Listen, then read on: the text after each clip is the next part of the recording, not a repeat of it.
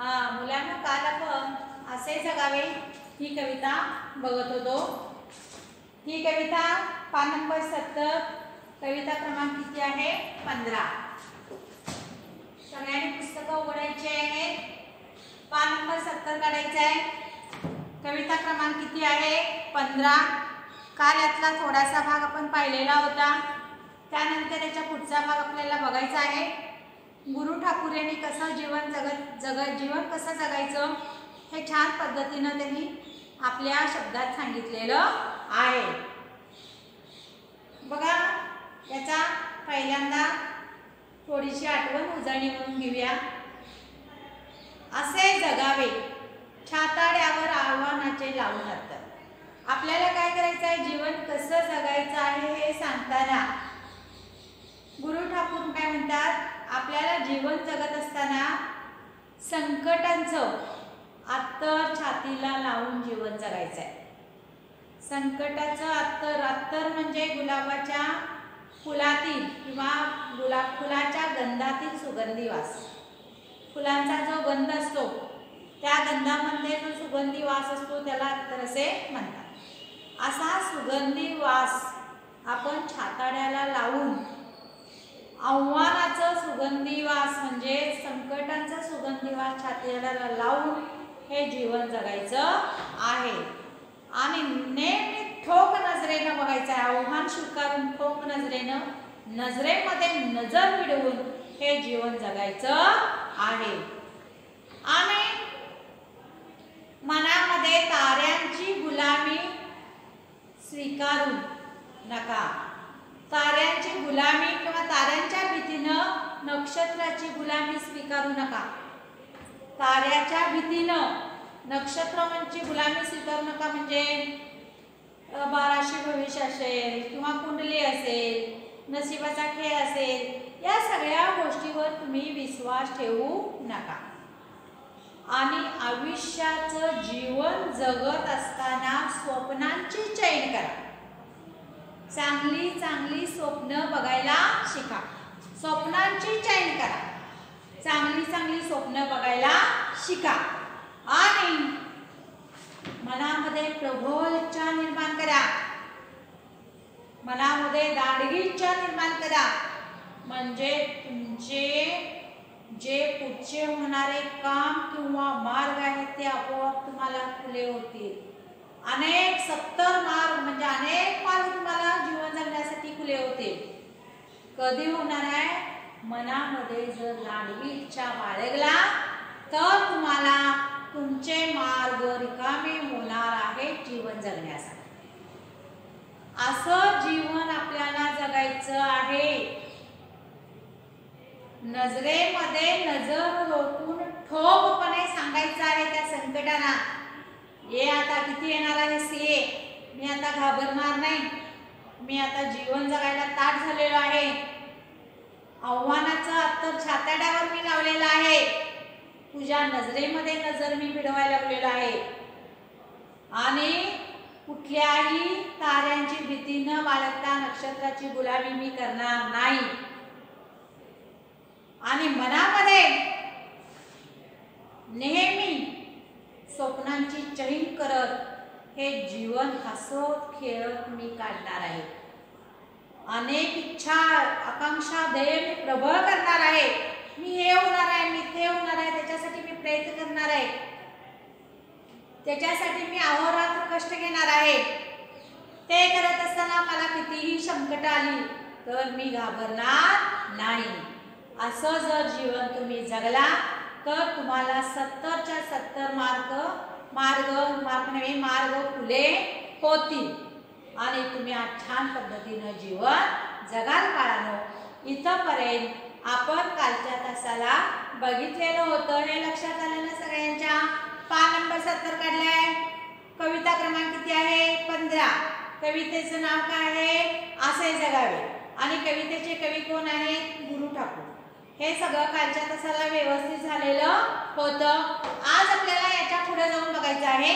बघा, पाय असावे जमिनीवरती कवेत अंबर घेताना, हसू असावे ओठावरती काळीज काढून देताना, संकटासही ठणकाव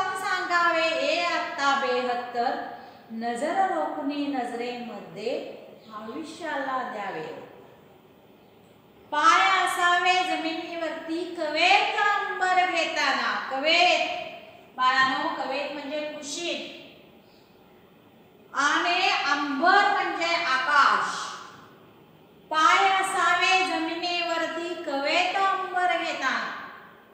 तुम्ही ज्यावेळी तुमच्या मिठीत आकाश घेणार आहे, तुम्ही ज्यावेळी तुमच्या मिठीत आकाश घेणार आहे त्यावेळी तुमचे पाय जमिनीवर ठेवा.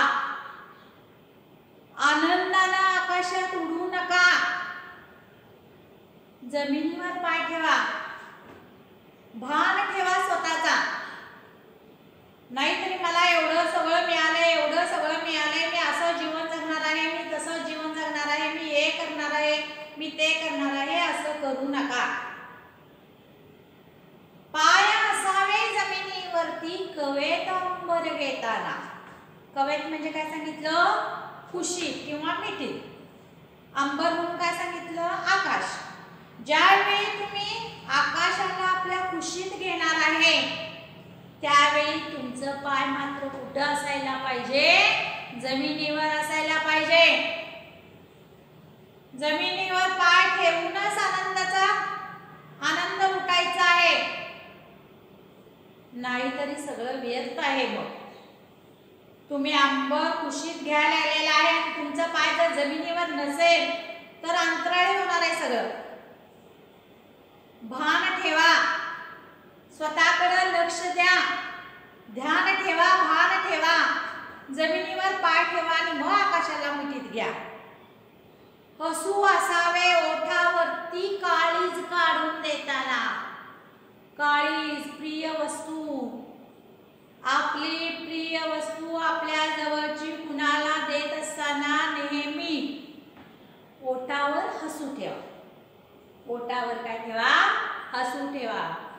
हसू असावे ओठावरती. कधी ओठावरती हसू असायला पाहिजे? काळीज काढून देताना. सहजासहजी आपली प्रिय वस्तू आपण कुणाला देत नाही, पण द्यायला पण शिकलं पाहिजे.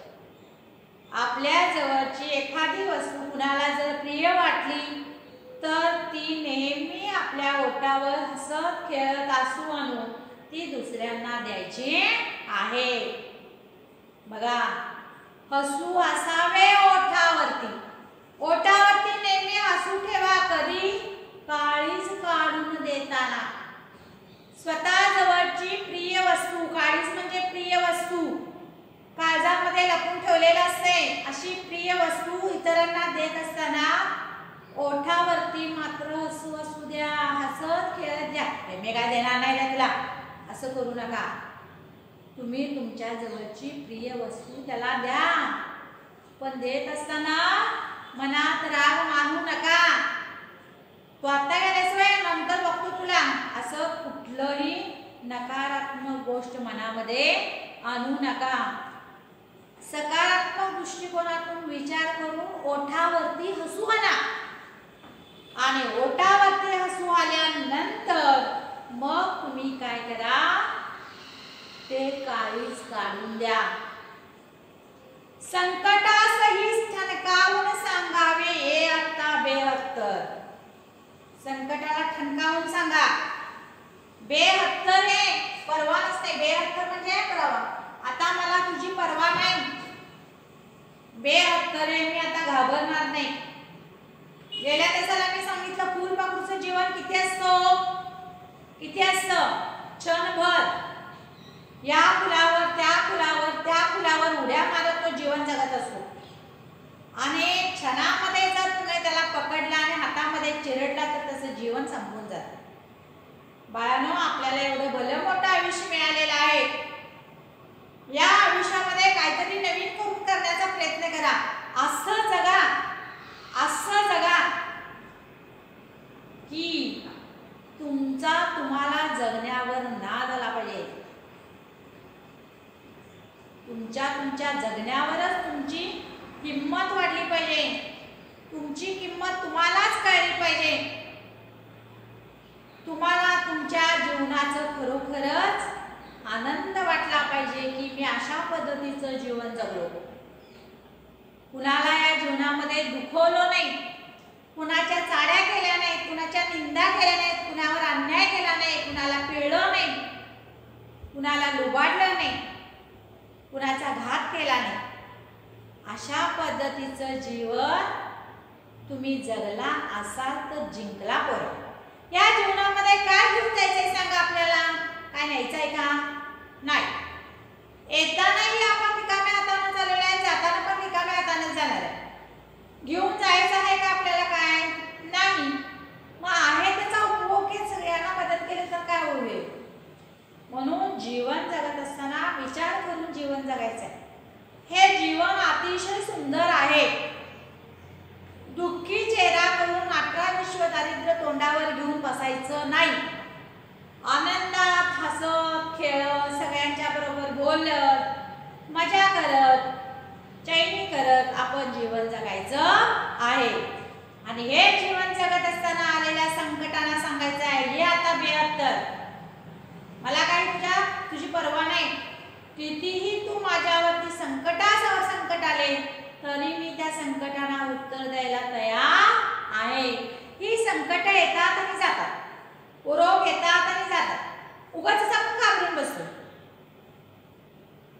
मग यायच्या आधीच घाबरते, सगळं गळून जाते. सगळं तसं करायचं नाही. नजर रोखणे नजरेमध्ये आयुष्याला द्यावे. नजर रोखा आणि या आयुष्याला सांगा मी चांगल्या पद्धतीचं जीवन जगणार आहे. म्हणून काय म्हटलंय बघा, परत एकदा बघा, आकाशाला आपल्या कुशीत घेण्या ज्यावेळी तुम्ही घेणार आहे त्यावेळी मात्र तुमचे पाय कुठे असायला पाहिजेत बाळांनो? जमिनीवर असायला पाहिजेत. ह्या आकाशाला कुशीत घेणार आहे, कवेत घेणार आहे, मग तुमचे पाय कुठे असायला पाहिजे? जमिनीवर असायला पाहिजे. आणि स्वतःजवळची प्रिय वस्तू इतरांना देत असताना ओठावर हसू असायला पाहिजे. मग संकटांना सांगायचंय कितीही बेहत्तर, कितीही आलास तरी मी आता पर्वा करणार नाही. तू कितीही संकट तू येणार असं ये, मी तुझी पर्वा करणार नाही. आणि नजर रोखून नजरेमध्ये आयुष्याला उत्तर द्यायचं आहे. मी हा खेळ चांगल्या पद्धतीनंच खेळणार आहे. जीवन एक खेळ आहे, ते मी चांगल्या पद्धतीनंच खेळणार आहे. यात काडी मात्र सुद्धा शंका नाही, तीळ मात्र सुद्धा शंका नाही. अशा पद्धतीचं जीवन मी जगणार आहे. अशा पद्धतीचं जीवन आपण सगळ्यांनी जगायचं आहे असं गुरु ठाकूर यांनी असे जगावे या कवितेमध्ये इथं सांगितलेलं आहे.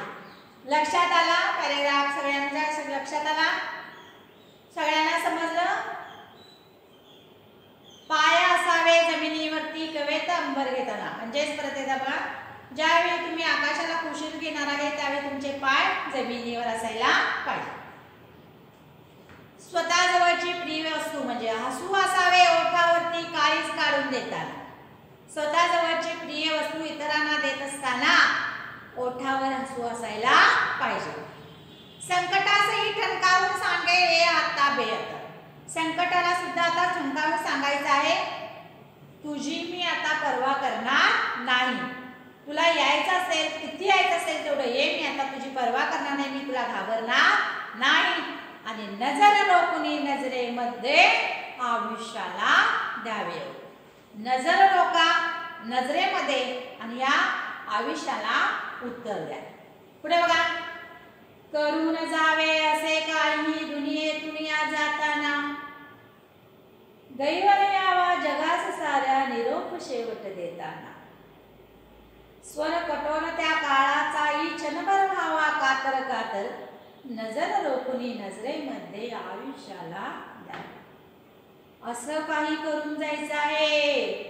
करून जावे असे काहीही, आपल्याला असं काहीतरी करून जायचं आहे. कुठंही मरण अटळाय सगळ्यांना येणार आहे, मी सांगितलेलं आहे. येताना काही आणलेलं नाही, जाताना काही न्यायचं नाही आहे. मग जात असताना आपल्याला एवढं तरी निदान करायचं आहे, करून जावे असे काहीही.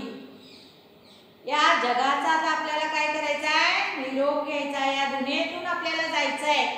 ज्यावेळी वेळ येईल त्यावेळी या दुनियेतून जाताना असं काहीतरी करून जायचं आहे, चांगलं काम करायचं आहे, प्रसिद्धी मिळायला पाहिजे, सगळे लोक हळहळले पाहिजेत, सगळे लोक दुःख केले पाहिजेत. अरे रे मेला, किती गरिबांना मदत करत होता, किती काम चांगलं होतं त्याचं, किती मन प्रसन्न होतं त्याचं, कसा हसत खेळत सगळ्यांशी राहत होता, किती लोकांना मदत केलेला होता. हे सगळं तुम्ही मेल्यानंतर आपल्या जवळ दोनच गोष्टी राहतात बाळा. मेल्यानंतर दोनच गोष्टी आपल्याबद्दल बोलतात. अरे रे मेला, खूप छान होता, खूप चांगला होता. अरे रे मेला, भरू दे, काय कुणाला मदत करत नव्हता, उगाच पैसा गोळा करत होता, कुणाला देत नव्हता, काय नव्हता, लुबाडत होता. दोनच, चांगलं वाईट, एवढ्या दोनच गोष्टी आपण घेऊन जायच्या. एक मेल्यानंतर चांगलं म्हणतात, नाहीतरी वाईट म्हणतात. कुठलं आपल्या बरोबर घेऊन जायचं ते गुरु ठाकूरने सांगितले. असे जगावे, असे करून जावे, असे काही दुनियेतून या जाताना. कुठल्या कोपऱ्यात आपण मेलोय हे सुद्धा काहींचं समजत नाही. आणि एकेकांचं जीवन कसं असते बघा, कितीतरी उदाहरणं देतात आपल्या. एकेकांचं जीवन एवढं प्रसिद्ध झालेलं असतंय, वाईट वाटते तो मेल्यानंतर, कुठं तरी पोचत राहत आहे. अरे रे, आपण एक रत्न गमावलो, किमतीवाला रत्न आपल्यातला गेला. रत्नासारखी किंमत तुमच्या जीवनाला यायला पाहिजे. मेला हवाय, मरू दे असं म्हणायला नको. दुनियेतून जाताना असं काहीतरी करून जावा. वेळ आहे आपल्याला अजून भरपूर, की 4 लोक तुमच्यासाठी रडले पाहिजेत, हळहळले पाहिजेत, दुःख झालं पाहिजे, असं तुम्हाला करायचंय. गैवर यावा जगास साऱ्या निरोप शेवट देतात. तुम्ही ज्यावेळी जात असताय त्यावेळी तुमच्या प्रेताबरोबर येणाऱ्या लोकांच्या डोळ्यातून आपोआप पाणी यायला पाहिजे, सांगून नाही, आपोआपच पाण्याच्या धारा व्हायला पाहिजे. तर तुमच्या जीवनाला अर्थ आहे. हा पैसा तुमच्या बरोबर येणार नाही. चला बाबा, मी आता एवढं कमावलं, मी घेऊन जातो वर, कोण घेत नाही तुम्हाला. ठेव म्हणतात पैसा तुझा जमिनीवरच, आणि चल तू आता आमच्या बरोबर. त्यामुळं सगळ्या जगाला गैवर म्हणजे दुःख झालं पाहिजे, डोळ्यातले अश्रू आपोआप त्यांचे गळले पाहिजेत. शेवट निरोप देताना, या जगाचा निरोप देताना सगळे रडले पाहिजेत. आणि तो काळ जो आहे सोर कठोर, त्या काळाचाही क्षणभर हवा का, त्या समयाला, त्या वेळाला सुद्धा, त्याच्या मनाला सुद्धा काय व्हायला पाहिजे? कातर म्हणजे कापरा भरला पाहिजे. तो येणारा वेळ आहे, जो समय आहे, तो सुद्धा, त्याला सुद्धा कापरा भरला पाहिजे. काय लोकांना मिळवला येऊ, किती लोक याच्यासाठी रडायला लागलेत. त्या वेळेला सुद्धा कापरा भरला पाहिजे. ते स्वर, स्वर म्हणजे काय सांगितलंय बाळांनी तुम्हाला? सूर. सूर सुद्धा त्या वेळेचा कठोर व्हायला पाहिजे. आणि क्षणभर कठोर असणारा हा सूर क्षणभर त्याला कापरा भरला पाहिजे, असं जीवन जगा. आणि नजर रोखुनी नजरेमध्ये आयुष्याला द्यावे. नजर रोखा, नजर रोखा, आणि मग आयुष्याला उत्तर द्या. बाबा मी असा आहे, मी असं जीवन जगलेलं आहे, असं जगणार आहे, आणि कितीही संकट आली तरी मी घाबरणार नाहीये. मी सगळ्यांना सढळ हातानेच मदत करणार आहे. सगळ्यांचं दुःखाचं निरसन जाता जाता मी पूर्ण करणार आहे. अशा पद्धतीचं जीवन तुम्ही जगला बाळांनो, तर जीवन जिंकला. तुम्हाला तुमच्या कर्माचे फळ चांगले मिळतील. अशा पद्धतीनं या जन्मामध्ये आपल्याला कर्म करायचं आहे, या जन्मामध्ये खेळायचं आहे. त्यामुळं पुण्य करा, पुण्याच्या मार्गाला चला. तुमच्या हातून जेवढं होतं तेवढं सरळ हाताने मदत करा. ह्या आयुष्यामध्ये काही न्यायचं नाहीये, म्हणून जाताना फक्त चांगला आणि वाईट एवढंच घेऊन जायचं आहे आणि एवढ्यासाठीच आपल्याला जीवन जगायचं आहे. जीवन जगत असताना सकारात्मक दृष्टिकोनातून तुम्ही जीवन जगला तर जिंक. का नाही जमणार? मला जमणारच, प्रयत्न करणारच. किती संकट आली तरी मी त्याला घाबरणार नाही, ते मला माझ्यापासून दूर करणारच. असं तुम्ही मनामध्ये ठरवा, म्हणजे तुम्ही जिंकला. आणि गुरु ठाकूर यांनी अतिशय सुंदर असे जगावे, असं जगा. आणि आज तुम्ही असं जगायला लागला की मुलं उद्या तुमच्या मुलांना सांगा, तुमच्या घरातल्या लोकांना सांगा, तुमच्या पुढच्या लोकांना सांगा, असं जगा. ही कविता आम्हाला होती, गुरु ठाकूर होती, यांनी या मॅडमने शिकवली. त्यामुळे आम्हाला जीवनाचा अर्थ समजला, आम्ही जीवन कसं जगायचं हेही आम्हाला समजलं. आणि अशा पद्धतीचं जीवन तुम्ही जगला. मोठा कोणतरी व्यक्ती झाला तर आम्हाला मात्र विसरू नका, आम्हाला त्यावेळी ओळख दाखवा आणि तुमच्या जीवनामध्ये चांगले दिवस येऊ दे. चांगलं व्यक्ती बना, प्रसिद्धी मिळवा, चांगल्या गोष्टीचं धरेल. जग सोडून जात असताना चांगला आहे असं नाव ठेवून घ्या आणि तुम्ही तुमचं जीवन जगा. हेच या कवितेमध्ये गुरु ठाकूर यांनी स्पष्टपणे सांगितलेलं आहे. इथपर्यंत समजलं बाळांनो?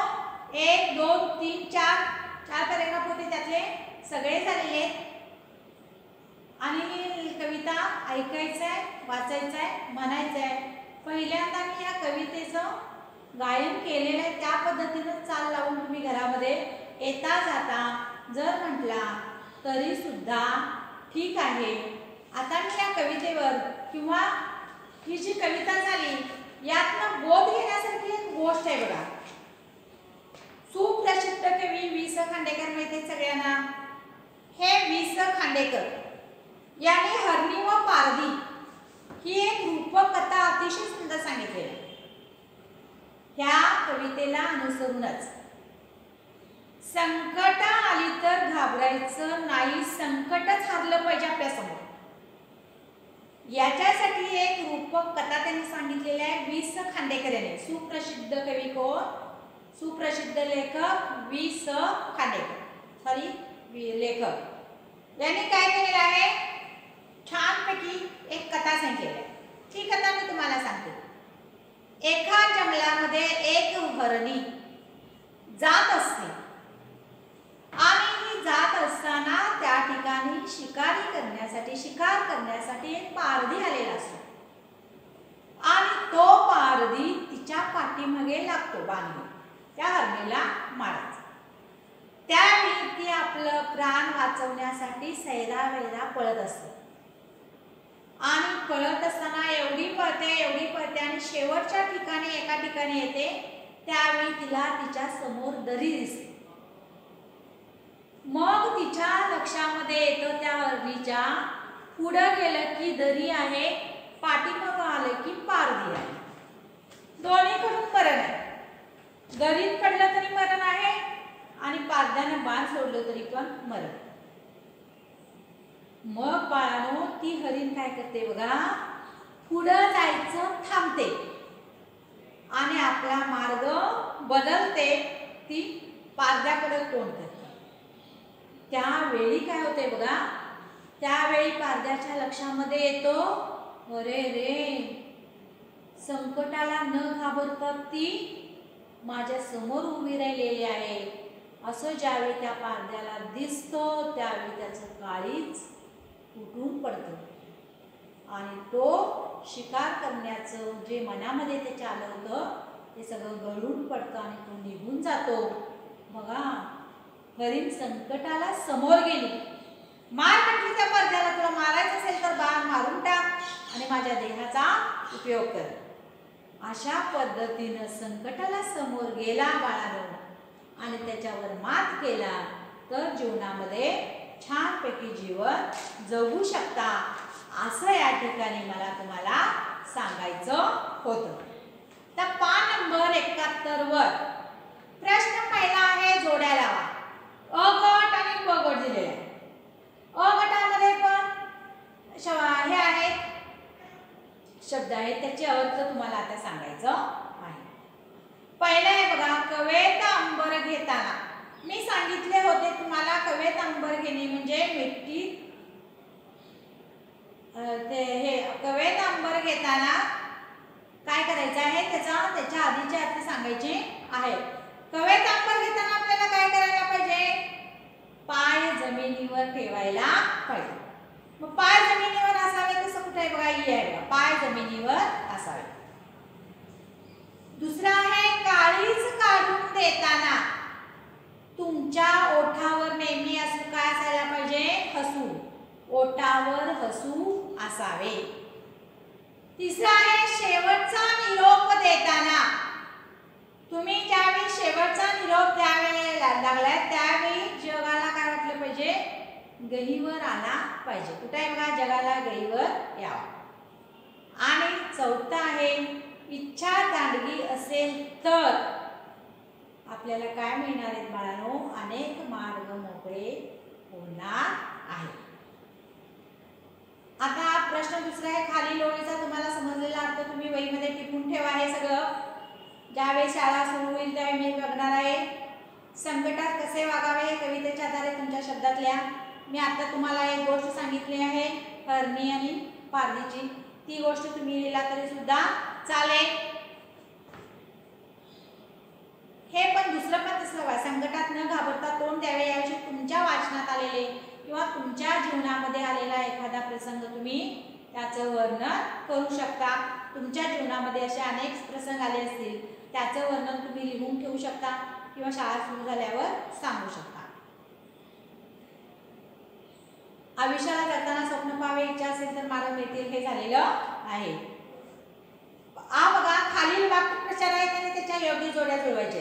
वाक्यप्रचार दिलेले आहेत आणि त्याचे अर्थ पुढे दिलेले आहेत. ब गटामध्ये बघा, नजर रोखणे म्हणजे काय आहे, निर्भयपणे निर्भयपणे पाहणे, न घाबरता पाहणे.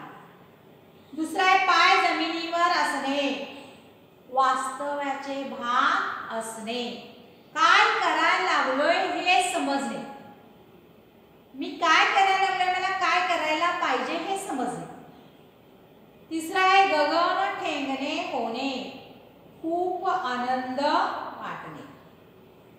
आईने नवीन फ्रॉक आणला असेल, नवीन शर्ट आणला असेल बाबांनी, तर गगन ठेंगणं होतं, खूप आनंद होतो.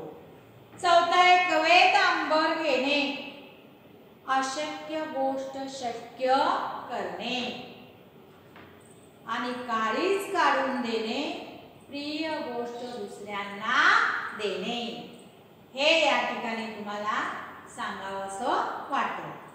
आता कवितेमधले यमक तुम्हाला ओळखता आले पाहिजे, कारण मी कवितेची ओळख हा पाठ शिकवत असताना यमक या शब्दाचा अर्थ मी तुम्हाला सांगितलेला होता. दोन शब्द शेवटच्या वेळी समान असणे. आता अत्तरला काय येणार आहे, यमक शब्द अत्तरला उत्तर एक येईल, 70 एक येईल, 72 येईल. कार्यांची याला यमक जुळणारा शब्द कुठला येणार आहे, स्वप्नांची. आणि जाताना या शब्दाला कुठला शब्द येणार आहे, देताना. पुस्तकातलंच घ्यायचं आहे. त्यानंतर पान नंबर 73 काढा, सॉरी 72 काढा, 71 झाल्यानंतर 72. खालील अधोरेखित शब्दांसाठी समान शब्द वापरून ओळी पुन्हा लिहायच्या आहेत. हे वेळीमध्ये करायचं आहे. पाय असावे जमिनीवरती कवेत अंबर घेताना. अंबर या शब्दाचा अर्थ सांगितलेला होता, काय आहे बाळांनो, आकाश. असे जगावे छाताड्यावर आव्हानाचे लावून यात. आव्हानाचा शब्द काय सांगितलं होतं मी, समानार्थी शब्द संकट. असे दांडगी इच्छा ज्याची मार्ग तयाला मिळती सत्तर. मार्गचा पण मी सांगितलेले होते समानार्थी शब्द वाट. किंवा रस्ता.